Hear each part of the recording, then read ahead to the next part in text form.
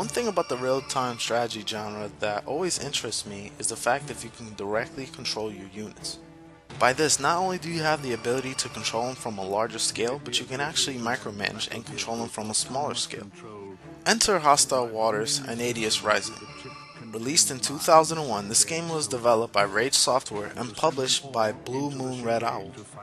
One of the main features that this game has going for it is that you're able to go down to the field and directly control one of your units.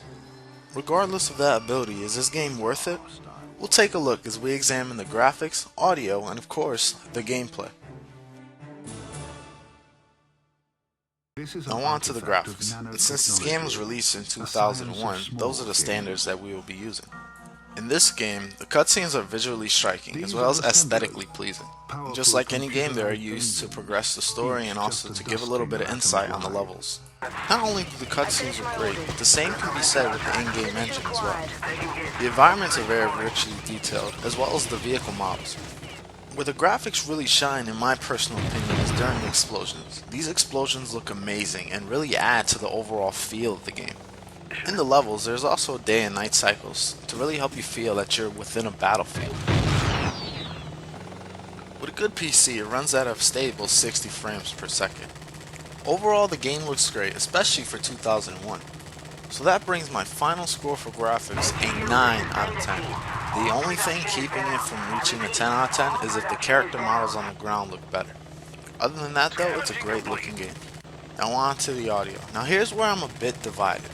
For the positives, the sound effects are amazing. The explosion sounds great, the bullets sound great, and everything's good. The voice acting is also done well.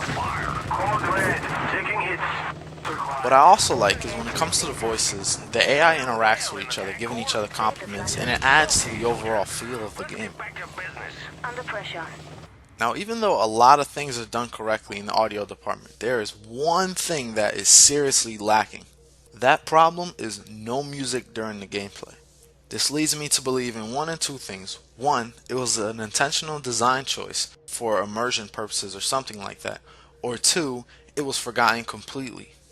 Either way, it doesn't work. It's a legit problem that bothers me every time I play this game. This bothers me because when things are happening, there's nothing to help elevate what's going on. When nothing is happening, it gets boring since the music isn't there to help carry you along. Overall, I give the audio a 6 out of 10. Great sound effects, great voices, but the one issue is that there's no music during the gameplay. That is just inexcusable in my book. Now on to the gameplay. Now here, the first thing you'll probably do is hit new game, since that's all you really can do. Now when you get right to it, you're given a very lengthy and detailed tutorial mission. More like tutorial missions because it spans about 3 or 4. You learn everything when it comes to how to control units, how to create units, how to move units, how to retrieve supplies, etc, etc. It's really detailed and it tells you everything you need to know so you don't feel lost in the game. As stated in the beginning of this video, you are able to directly control your units. Not just by clicking on them, but also by going deep and controlling them using the arrow keys and also a controller. Depending on which vehicle you control, you'll be given different tasks, like as you see on the screen. I'm controlling a scarab, so my job is to search and scavenge for energy. Regardless of the vehicle that you are driving, everything feels very natural. When driving a helicopter, it feels very light and very mobile, like you can just drive anywhere. When you're driving a tank, it feels heavy, slow, and rugged. Because of this, the combat is very enjoyable.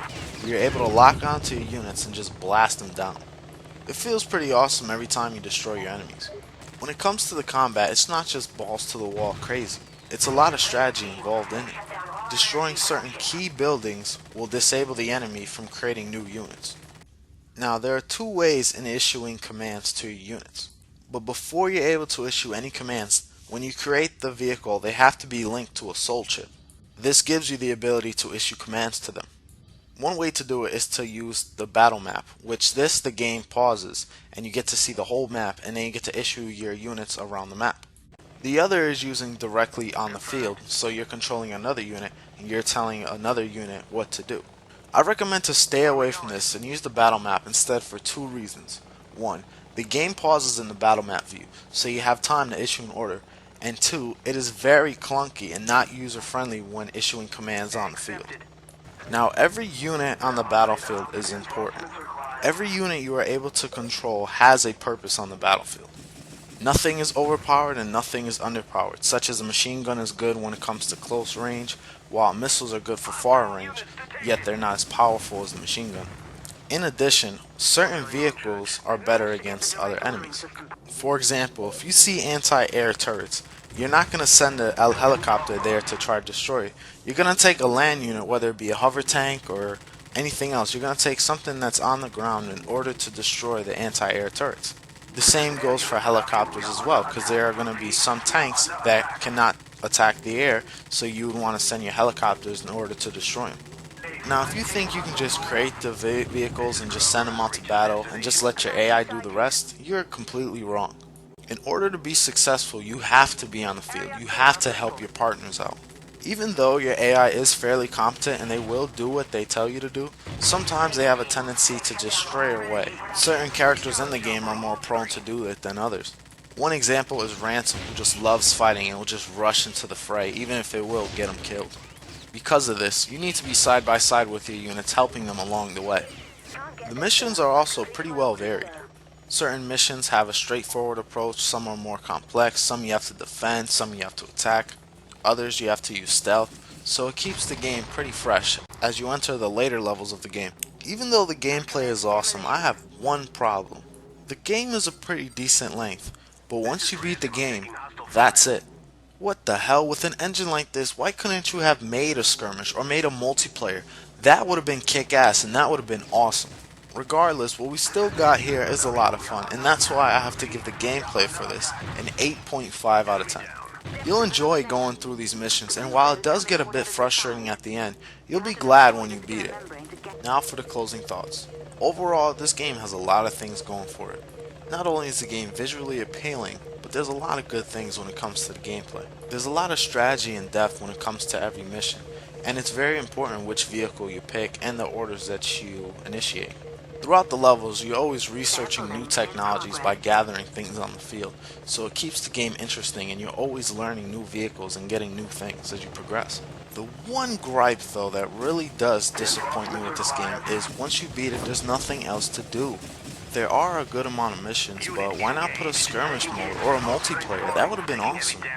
It's a shame too, because the engine in this game is amazing. It's a lot of fun, and you don't really see these many games out here where it lets you control the units from a micro perspective and lets you control them using a keyboard or a controller.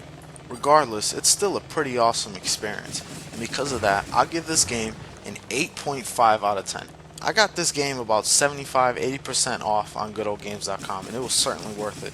You can get it now for about $6, and it's worth it. I would recommend this game to real-time strategy games looking for a more direct approach to the genre. This is Pow3rh0use, signing off.